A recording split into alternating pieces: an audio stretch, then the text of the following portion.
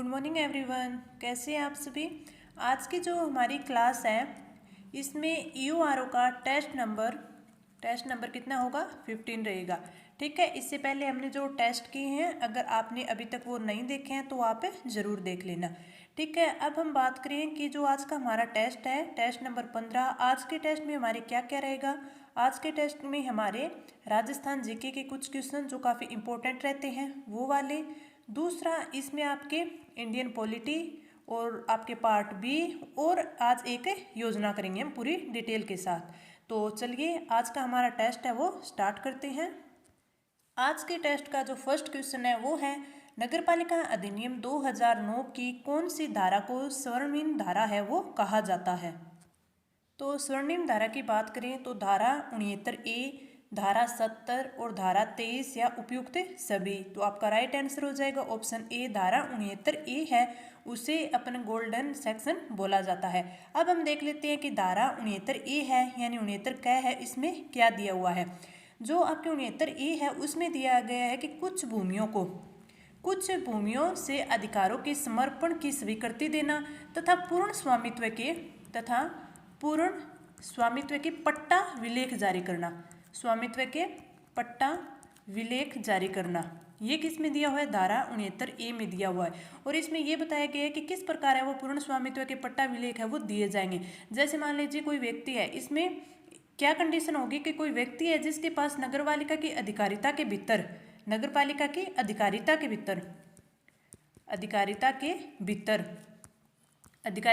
क्या क्या चीज़ हो, दो कंडीशन हो सकती है। एक तो ये हो सकती है कि नगरपालिका द्वारा जारी पट्टे के अलावा जो नगरपालिका पट्टा जारी करती है उसके अलावा अगर कृषि भूमि है एक तो आपकी ये हो सकती है। तो आपको जो पूर्ण स्वामित्व पट्टा विलेख है वो प्राप्त करने के लिए क्या करना होगा। दूसरा इसमें यह दिया होता है कि किसी अन्य जो विधि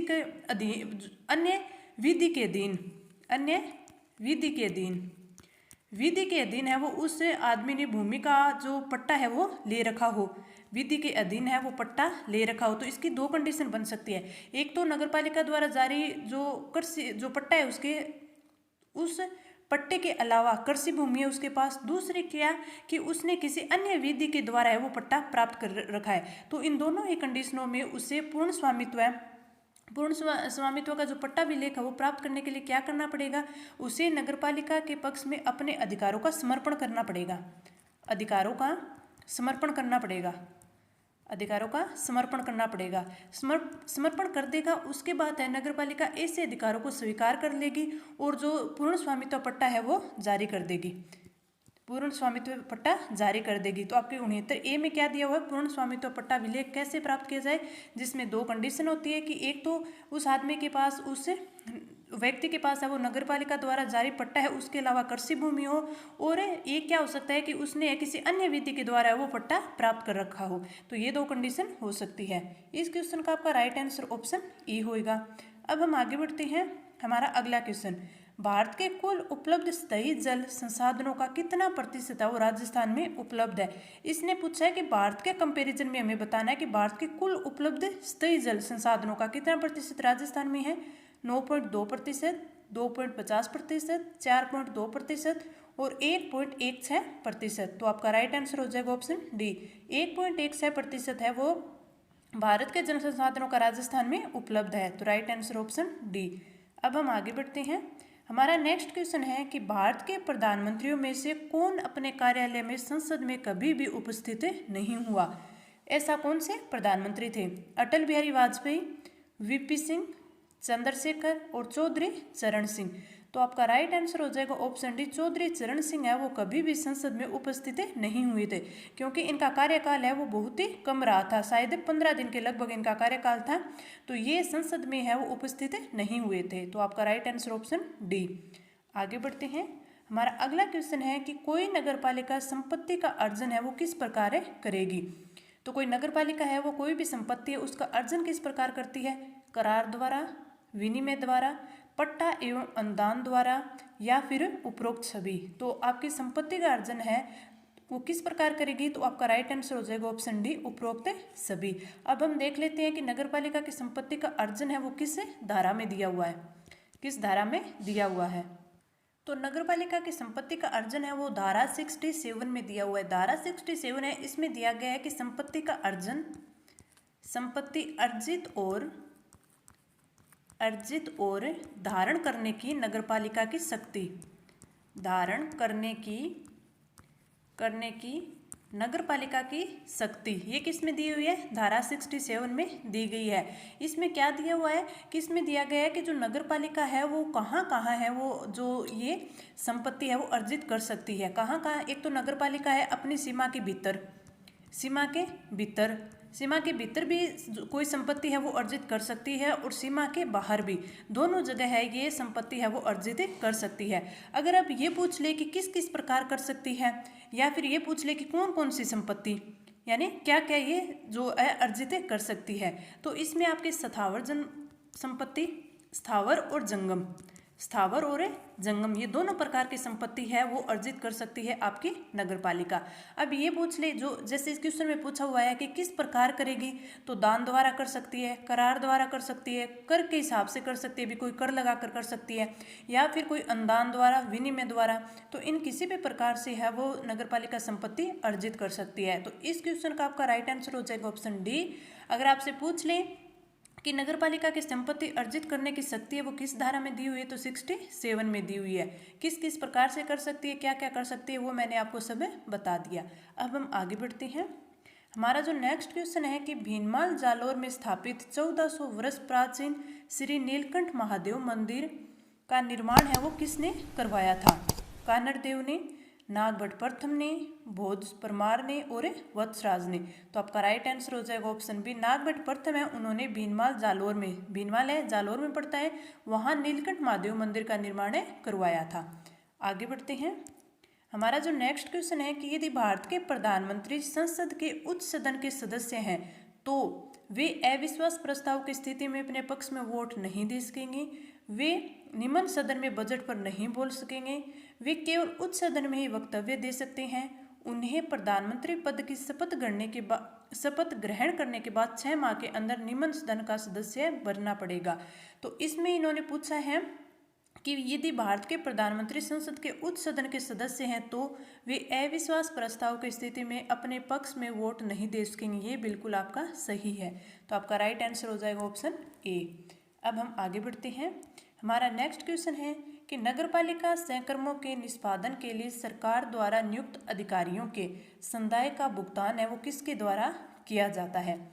राज्य सरकार के द्वारा, केंद्र सरकार के द्वारा, नगरपालिका के द्वारा और ए एवं बी दोनों के द्वारा। तो इसमें आपका राइट आंसर हो जाएगा ऑप्शन सी, नगरपालिका के द्वारा। इसने बस ये पूछा है कि नगरपालिका सहकर्मों के निष्पादन के लिए, यानी कि जो नगरपालिका में जो कार्य होते हैं उन जो कार्य को करने के लिए सरकार द्वारा नियुक्त अधिकारी कौन कौन से हो जाए, जैसे ईओआर हो गए, ठीक है, ये हो गए, इनके नीचे जो कर्मचारी होते हैं वो हो गए, तो उन जो कर्मचारी हैं उनको भुगतान कौन करेगा? तो उनको भुगतान है वो नगरपालिका करेगी। तो आपका राइट आंसर ऑप्शन सी हो गया। आगे बढ़ते हैं।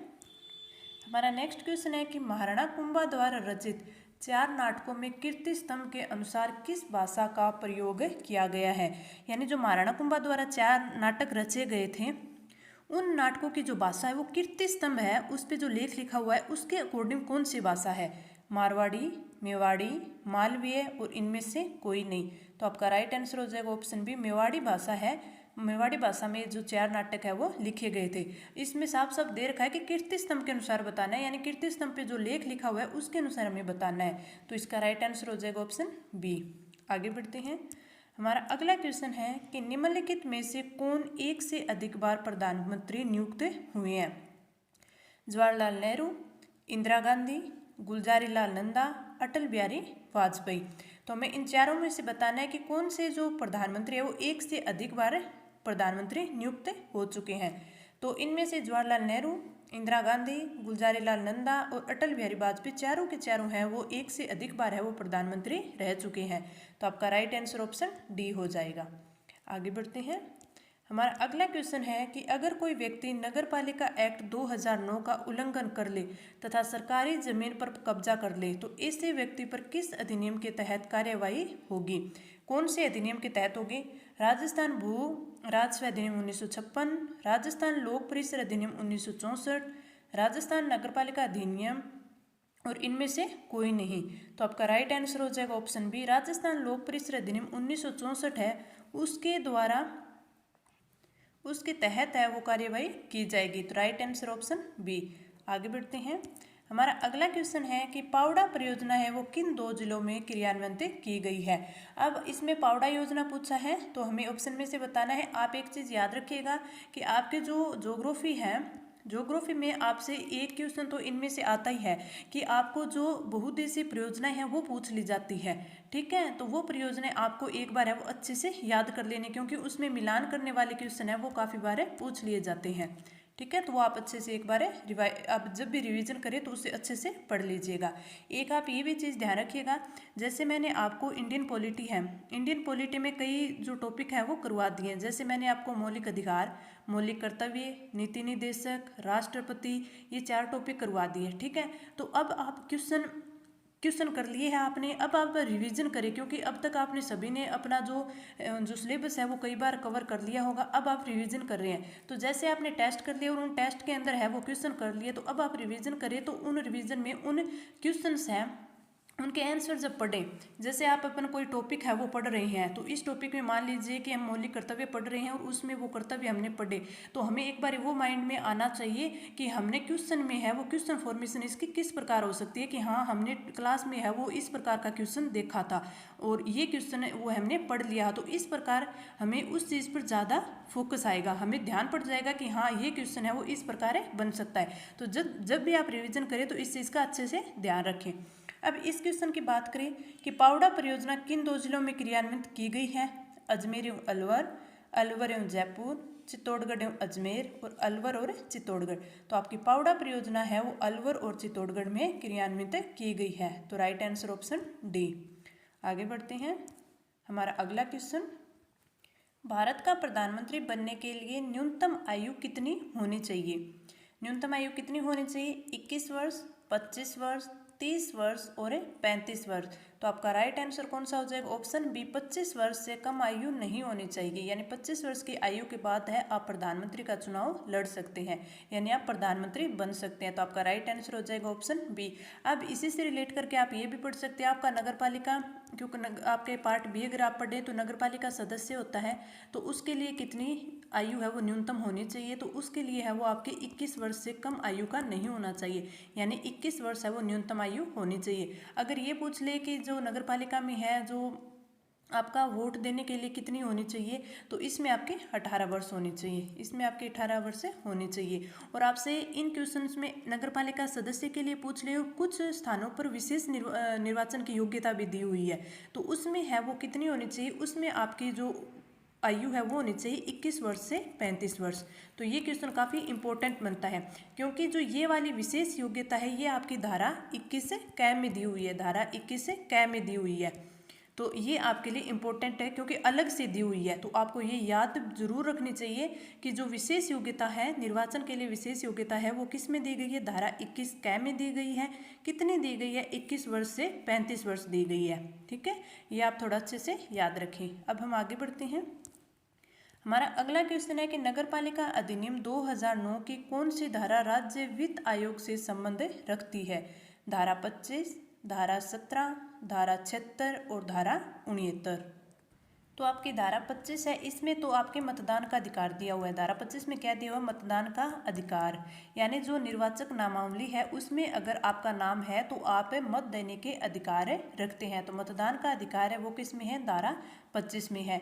ठीक है, धारा 17 की बात करें तो धारा 17 में क्या है, आपके जिला निर्वाचन अधिकारी, जिला निर्वाचन अधिकारी, जिला निर्वाचन अधिकारी। ठीक है, अगर आपसे ये पूछ ले कि जिला निर्वाचन अधिकारी है उसकी नियुक्ति कौन करता है, तो ये राज्य सरकार के परामर्श पे जो आपका राज्य निर्वाचन आयोग होता है, राज्य निर्वाचन आयोग यानी स्टेट इलेक्शन कमीशन होता है, वो आपका जो जिला निर्वाचन अधिकारी है उसकी नियुक्ति करता है। और एक जिला होता है तो एक जिले में एक से अधिक भी, एक जिले में एक से अधिक भी जिला निर्वाचन अधिकारी हो सकते हैं, एक से अधिक भी हो सकती हैं। ये काम क्या करेंगे, ये जिला निर्वाचन अधिकारी है ये मुख्य निर्वाचन अधिकारी के नियंत्रण में काम करेगी। अगर इनके अलावा जो मुख्य निर्वाचन अधिकारी है वो या फिर राज्य निर्वाचन आयोग है उनको कोई जो और कार्य सौंपेंगे वो कार्यों का भी ये पालन करेंगे, यानी वो कार्य भी ये करेंगे।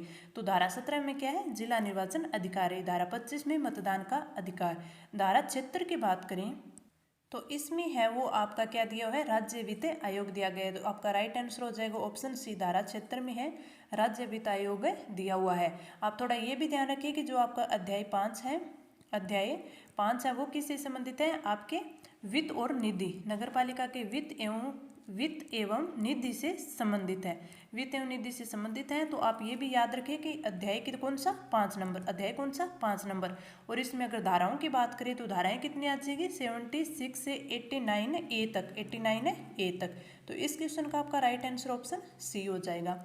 आगे बढ़े तो हमारा नेक्स्ट क्वेश्चन है कि हाल ही में किस ग्राम पंचायत को प्रदेश की पहली चिरंजीवी ग्राम पंचायत है वो घोषित किया है। जोबनेर जयपुर को, बालोतरा बाड़मेर को, भादवावाला गंगानगर को और सुजानगढ़ चूरू को। तो आपका राइट आंसर हो जाएगा ऑप्शन सी, भादवावाला गंगानगर को है वो चिरंजीवी ग्राम पंचायत है वो घोषित किया है। Right answer option C. आगे बढ़ते हैं। हमारा अगला क्वेश्चन है कि प्रधानमंत्री को लोकसभा के द्वारा चुना जाता है, संसद के द्वारा चुना जाता है, राष्ट्रपति के द्वारा नियुक्त किया जाता है, या फिर लोकसभा में बहुमत प्राप्त पार्टी द्वारा नामित किया जाता है। तो आपका राइट आंसर कौन सा हो जाएगा, ऑप्शन सी, राष्ट्रपति के द्वारा नियुक्त किया जाता है। आप एक चीज़ ये ध्यान रखिएगा कि जो राष्ट्रपति होते हैं वो निर्वाचित होते हैं, प्रधानमंत्री होते हैं उन्हें नियुक्त किया जाता है, उनकी नियुक्ति होती है, ठीक है। तो राष्ट्रपति के द्वारा है वो नियुक्त किया जाता है। किसे नियुक्त किया जाता है, जो बहुमत प्राप्त पार्टी होती है उनके किसी एक लीडर को है वो प्रधानमंत्री नियुक्त किया जाता है। तो आपका राइट आंसर ऑप्शन सी, राष्ट्रपति के द्वारा नियुक्त किया जाता है। आगे बढ़ते हैं। हमारा जो अगला क्वेश्चन है कि कार्यपालक समिति का पदेन सचिव कौन होता है। कार्यपालक समिति का पदेन सचिव कौन होता है, नगरपालिका अध्यक्ष, नगरपालिका उपाध्यक्ष, मुख्य नगरपालिका अधिकारी और नेता प्रतिपक्ष। तो आपका राइट आंसर हो जाएगा ऑप्शन सी, मुख्य नगरपालिका अधिकारी है वो कार्यपालक समिति का पदेन सचिव होता है। अगर हम कार्यपालक समिति की बात करें तो कार्यपालक समिति आपके लिए काफ़ी इंपॉर्टेंट है क्योंकि इससे कई बार अलग अलग क्वेश्चन पूछे जाते हैं। तो अगर हम धारा 55 की बात करें, धारा 55 की बात करें तो धारा 55 में क्या दी हुई है, समितियाँ दी हुई है। धारा 55 में समितियाँ दी हुई है जिसमें ये बोला गया है कि हर नगर पालिका में एक कार्यपालक समिति तो होगी। इसके अलावा वह और कई जो समितियाँ वह हो सकती है, तो उनमें है वो 10 सदस्य होंगे। 10 सदस्यों की समितियाँ हो सकती है, 10 सदस्यों से अधिक समिति जो अधिक सदस्य वो नहीं होंगे। वो कौन कौन सी समितियाँ हो सकती हैं, जैसे वित्त समिति हो गई, स्वास्थ्य एवं स्वच्छता समिति हो गई, स्वास्थ्य एवं स्वच्छता समिति हो गई, भवन अनुज्ञा जो आपकी भवन अनुज्ञा समिति है वो हो गई, आपकी गंदी बस्ती सुधार समिति हो गई, गंदी बस्ती सुधार समिति हो गई। दूसरी आपकी क्या होगी, सार्वजनिक मार्गों में रोशनी समिति हो गई, सार्वजनिक मार्गों में रोशनी समिति हो गई, ठीक है। तो ये आपकी क्या हो जाएगी, सार्वजनिक मार्गों में जो आपकी रोशनी समिति ये हो जाएगी। तो इससे एक क्वेश्चन आपका बनता है, कौन से सार्वजनिक मार्ग में रोशनी समिति, ये थोड़ी ज़्यादा इंपॉर्टेंट हो जाती है। किस प्रकार हो जाती है, ये इस प्रकार हो जाती है कि इसमें है वो संशोधन के बाद, इसमें संशोधन हुआ है, जो संशोधन प्रभावी को से हुआ है 18 मई 2017 से, 18 मई 2017 से इसमें संशोधन से ये हुआ है कि जब आप 50 वार्ड होंगे तो 50 वार्डों पर ऐसी है वो एक समिति होगी, ठीक है। अगर 50 के बाद 51 से 75 वार्ड होंगे तो उसमें है वो 2 समितियां होंगी, और 75 से अगर अधिक वार्ड होंगे तो उसमें है वो कितनी होगी, 3 समितियां होंगी। तो इसमें एक संशोधन हुआ था और वो संशोधन है वो 15 मई 2017 से प्रभावी हो गया था। तो इन और समितियों में है वो सार्वजनिक मार्गों में रोशनी समिति है वो ज़्यादा इंपॉर्टेंट बन जाती है। अगर कार्यपालक समिति की बात करें तो ये हमारी किस में, धारा 55 में दी हुई है। और इसमें क्या बताया हुआ है कि जो कार्यपालक समिति है इसमें जो इसका एक तो ये है कि 90 दिन में इसका जो समिति का गठन है वो करना जरूरी हो जाता है। नगरपालिका का अध्यक्ष, नगरपालिका का उपाध्यक्ष, इसमें विपक्ष का नेता, कौन सा, विपक्ष का नेता, ठीक है। और नगरपालिका यानी नगर परिषद और नगर निगम है तो उसमें 7 सदस्य होंगे, ठीक है, जिनमें से 2 सदस्य वो महिलाएं होंगी। और नगर पालिका है अगर तो उसमें है यानी जो नगर आपका बोर्ड है उसमें है वो 5 सदस्य होंगे, ठीक है। और जो अन्य समिति है जैसे ये मैंने आपको बताया था कि वित्त समिति होगी, स्वास्थ्य और स्वच्छता समिति होगी, भवन अनुज्ञा समिति होगी, तो इनके जो अध्यक्ष होते हैं वो भी इनके इसका जो कार्यपालक समिति है उसका क्या होगा, सदस्य होगा, ठीक है। और धारा 55 में ये दिया हुआ है कि जो मुख्य नगर पालिका अधिकारी होता है वो कार्यपालिका समिति का पदेन सचिव होता है। तो आप देख लीजिए कि कार्यपालक समिति है वो किस प्रकार ज़्यादा इंपॉर्टेंट है, इससे कितने क्वेश्चन बन सकते हैं, क्योंकि मैंने आपको ये धारा 55 में वापस से डिटेल से करवा दी है। इस क्वेश्चन का राइट आंसर ऑप्शन सी। आगे बढ़ते हैं। हमारा अगला क्वेश्चन है कि झालावाड़ का वह शासक जिसने मंदिरों में हरिजनों को प्रवेश करने की अनुमति प्रदान की थी वो कौन सा शासक था? हुकुम सिंह, मोहन सिंह, राजेंद्र सिंह और सरदार सिंह। तो आपका राइट आंसर हो जाएगा ऑप्शन सी, राजेंद्र सिंह। राजेंद्र सिंह हैं, उन्होंने ये झालावाड़ के शासक थे, उन्होंने जो मंदिर है उनमें हरिजनों को भी प्रवेश की अनुमति दे दी थी। तो इस क्वेश्चन का राइट आंसर ऑप्शन सी। आगे बढ़ते हैं। हमारा अगला क्वेश्चन है कि स्वतंत्र भारत के प्रथम वित्त मंत्री कौन थे? तो इस क्वेश्चन का आपका राइट आंसर होगा कि स्वतंत्र भारत के प्रथम जो वित्त मंत्री थे वो थे जॉन मथाई, जॉन मथाई। तो आपका राइट आंसर हो जाएगा ऑप्शन बी, ऑप्शन बी। आगे बढ़ते हैं। हमारा अगला क्वेश्चन है कि नगर पालिका समिति के सदस्यों में भिन्न व्यक्ति है वो समिति में कब काम कर सकता है? समिति के कम से कम 1/2 सदस्यों यानी आधे सदस्यों की अगर सहमति हो, समिति के कम से कम 1/3 सदस्यों की सहमति हो, या नगर पालिका अध्यक्ष की सहमति से, या फिर समिति के अध्यक्ष की सहमति, तो इनमें से कौन सा होगा? तो आपका राइट आंसर हो जाएगा ऑप्शन ए, समिति के कम से कम आधे सदस्यों की सहमति से है जो नगर पालिका समिति के सदस्य हैं उनसे भिन्न व्यक्ति भी समिति में काम कर सकता है। अगर ये बात करें कि ये चीज़ है वो किस धारा में दी गई है, तो ये धारा 56 में दी गई है। धारा 56 में दिया हुआ है कि सदस्यों से भिन्न अन्य व्यक्तियों की समितियों में नियुक्ति है वो किस प्रकार की जा सकती है, और ये जो की जा सकती है समिति में काम करने की, ये आपके कार्यपालक समिति में नहीं होंगे। कार्यपालक समिति के अलावा अन्य कोई भी समिति होगी उसमें अगर नगर पालिका के कम से कम आधे सदस्यों द्वारा वो समर्थन मिल जाता है, उससे संकल्प है वो सदस्यों से पारित हो जाता है, तो ऐसे सदस्यों की नियुक्ति है वो की जा सकती है, ठीक है, जो विशेष अर्हताएं रखते हों और आधे सदस्यों का उन्हें समर्थन प्राप्त हो चुका हो। लेकिन आप एक ये याद रखिएगा कि जो ऐसे सदस्य होंगे उनकी संख्या है वो समिति के जो कुल सदस्य होते हैं उनके 1/3 से अधिक नहीं हो सकती, ठीक है। ये आप थोड़ा ध्यान रखिएगा कि हाँ समिति में वो आधे सदस्यों ने सहमति दे दी है तो जो सदस्य वो विशेष अर्हता यानी विशेष योग्यता रखते हैं उनका चयन है यानी इसमें हो सकता है, वो काम कर सकते हैं समिति में। लेकिन ऐसे सदस्यों की संख्या है वो जो समिति है उसके कुल सदस्यों की 1/3 से अधिक नहीं होगी। और कार्यपालक समिति को छोड़कर और किसी भी समिति है वो कार्यपालक समिति को छोड़कर धारा 55 के अधीन और किसी भी समिति में है ऐसे व्यक्ति की नियुक्ति की जा सकती है, ठीक है। आप एक चीज़ ये भी रखिएगा कि ऐसे कोई समिति कार्यपालक समिति है उससे छोड़कर या कार्यपालक समिति हो गई तो इसमें जो आप अध्यक्ष की बात करें तो इसमें है वो अध्यक्षता कौन करेगा या समिति का अध्यक्ष है वो कौन होएगा? समिति का अध्यक्ष। तो समिति का अध्यक्ष वो होएगा अगर मान लीजिए आपका वित्त समिति है, वित्त समिति में अगर आपके जो नगर पालिका के अध्यक्ष है वो इस समिति में है, वित्त समिति में है, तो वो ऑटोमेटिक ही इस समिति के अध्यक्ष हो जाएंगे। अगर किसी समिति में आपके उपाध्यक्ष नगर पालिका के उपाध्यक्ष हैं तो वो उस समिति के अध्यक्ष हो जाएंगे, ठीक है। अगर दोनों ही नहीं है तो नगर पालिका है वो किसी का उनको जो इतने सदस्य होंगे उनमें से चुनकर है इस समिति का वो अध्यक्ष चुन लेगी। तो ये आप थोड़ा ध्यान रखिएगा कि समिति का अध्यक्ष है वो धारा 57 में तो दिया हुआ है, धारा 57 में दिया हुआ है कि आपकी समिति का अध्यक्ष कौन होगा। तो अगर किसी समिति में नगर पालिका का अध्यक्ष है तो वही उस समिति का अध्यक्ष होगा, ठीक है। हम आगे बढ़ते हैं। हमारा अगला क्वेश्चन है कि संविधान में मंत्रिमंडल शब्द का एक ही बार प्रयोग हुआ है वो कौन से अनुच्छेद में हुआ है, ठीक है। संविधान में मंत्रिमंडल शब्द का एक ही बार प्रयोग हुआ है। आप एक चीज़ ये याद रखिएगा कि एक ही बार उपयोग हुआ है। अगर आपसे कभी ये पूछ भी ले कितनी बार हुआ है तो एक ही बार हुआ है, ठीक है। और वो कौन से अनुच्छेद में हुआ है? अनुच्छेद 352 में, अनुच्छेद 74 में, अनुच्छेद 356 में और अनुच्छेद 76 में। तो आपका राइट आंसर हो जाएगा ऑप्शन ए, अनुच्छेद 352 में ये इससे मंत्रिमंडल शब्द का उल्लेख किया गया है। Right answer option A. आगे बढ़ते हैं। हमारा अगला क्वेश्चन है कि नगरपालिका के पदाधिकारियों का किसी संविदा में हित नहीं रखना यानी नगरपालिका अधिनियम 2009 की किस धारा में वर्णित है। तो आपका राइट आंसर हो जाएगा ऑप्शन ए, धारा 64। धारा 64 में दिया गया है कि नगरपालिका के पदाधिकारियों का किसी संविदा में हित नहीं रखना। ये बात किस में दी गई है, धारा 64 में दी गई है।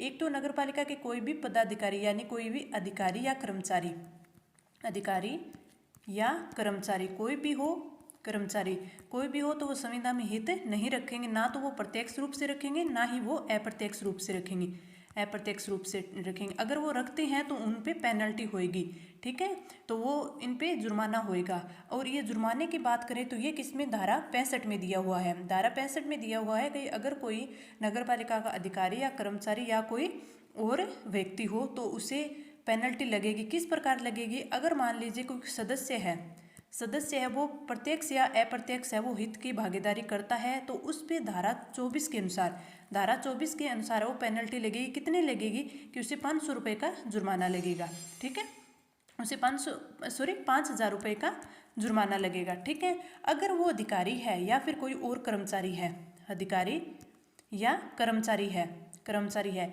तो उसके ऊपर है वो 5,000 रुपये का तो जुर्माना लगे ही लगेगा। इसके साथ ही उसमें और क्या होएगी कि जो अनुशासनात्मक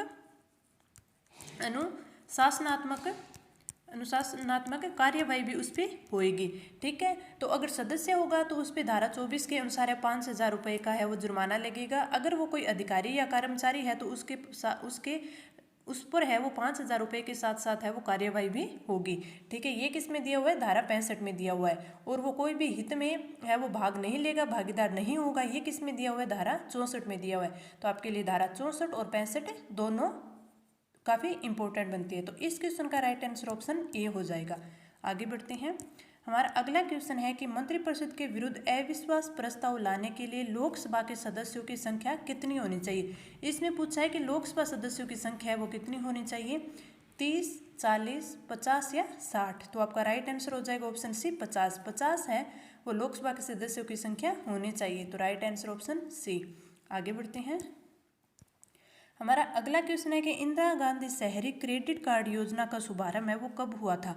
6 अगस्त 2021, 21 जनवरी 2015, 25 जून 2015 और 2 अक्टूबर 2014। तो इस क्वेश्चन का आपको राइट आंसर ऑप्शन ए होएगा कि 6 अगस्त 2021 को है वो इंदिरा गांधी शहरी क्रेडिट कार्ड योजना है वो प्रारंभ हुई थी।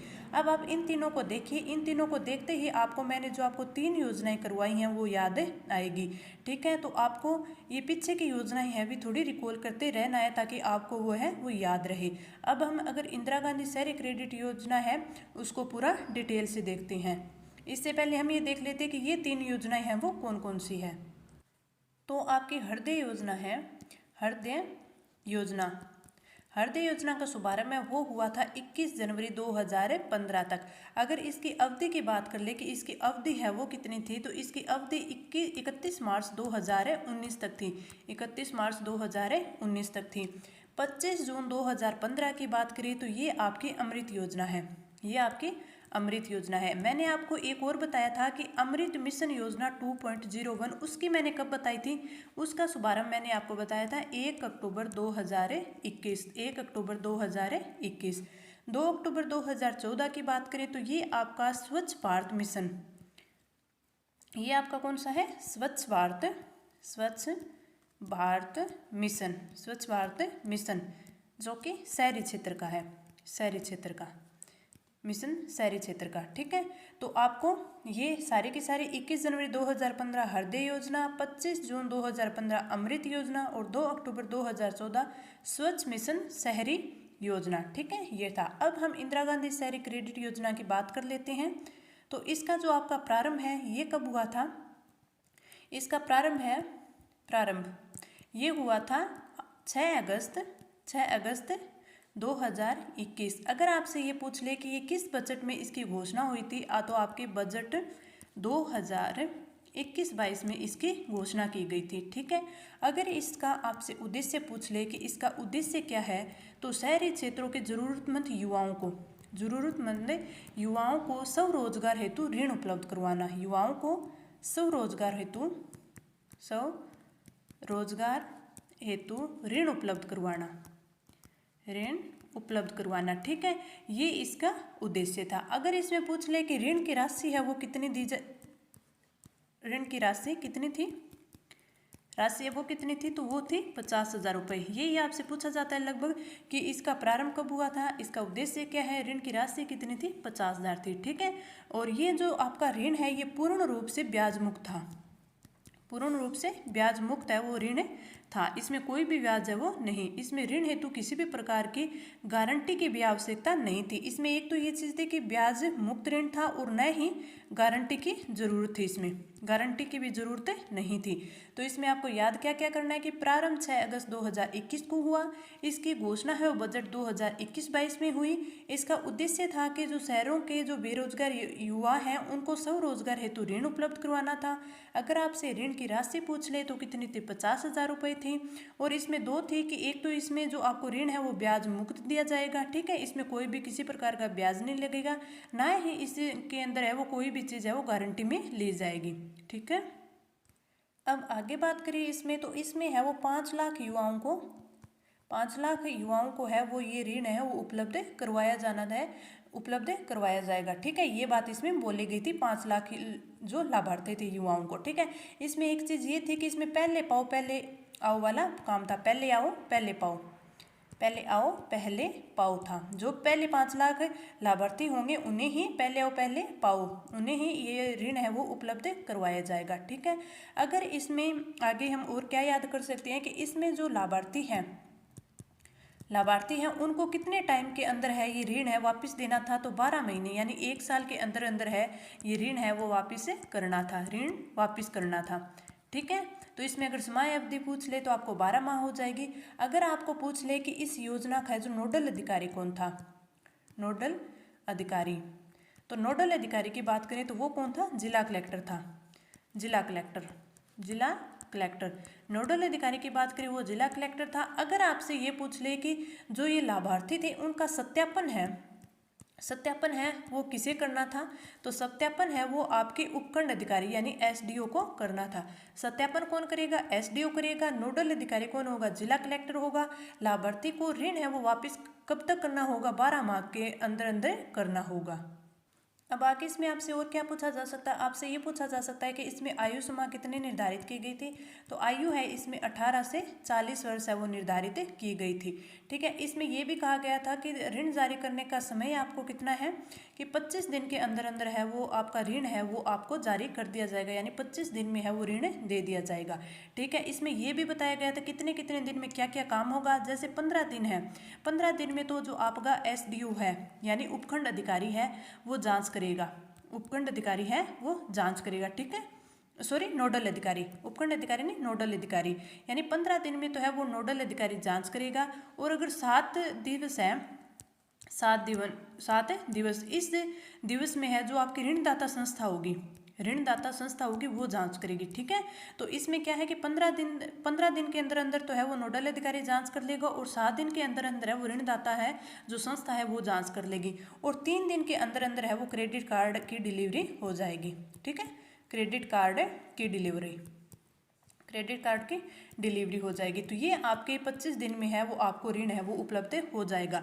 तो एक बार मैं और बता देती हूँ कि इसमें क्या क्या इंपॉर्टेंट है। एक तो ये है कि इसकी जो प्रारंभ है वो 6 अगस्त 2021 को हुआ। अगर इसकी घोषणा पूछ ले तो बजट 2021-22 में की गई। उद्देश्य था कि जो शहरी क्षेत्र के युवा हैं उनको स्वरोजगार हेतु ऋण उपलब्ध करवाना।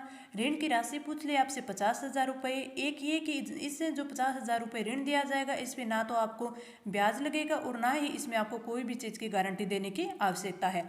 जो इसमें 5 लाख लाभार्थी हैं उनको इसमें ये ऋण है वो दिया जाएगा। और ये क्या था कि पहले आओ पहले पाओ ऋण ये थी, व्यवस्था की गई थी। आगे अगर इसमें क्वेश्चन पूछा जा सकता है कि लाभार्थी को कितने दिन में है वो जो ऋण है वो वापस करना होगा, तो 12 महीनों के अंदर करना होगा। इसमें नोडल अधिकारी पूछ ले तो जिला कलेक्टर थे और जो सत्यापन की जाँच करनी थी तो वो है एसडीओ यानी उपखंड अधिकारी।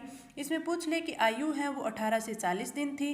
समय पूछ ले तो 25 दिन के अंदर अंदर है वो आपको है वो क्रेडिट कार्ड है वो जो आपको दे दिया जाएगा। ठीक है, तो क्रेडिट कार्ड दे दिया जाएगा करेगा और 15 दिन में तो जांच है वो नोडल अधिकारी करेगा।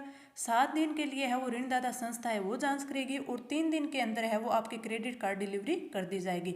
तो ये आपकी योजना थी कौन सी, इंदिरा गांधी शहरी क्रेडिट कार्ड योजना। और इस योजना को है मैं शॉर्ट नोट्स के रूप में है हमारे टेलीग्राम ग्रुप पे भी इसको आपको मैं प्रोवाइड करवा दूंगी ताकि आप इस योजना को अच्छे से रिवीजन कर सकें। ठीक है, तो ये आज हमारी क्लास थी। आपको कैसी लगी आप कमेंट करके नीचे ज़रूर बताएं।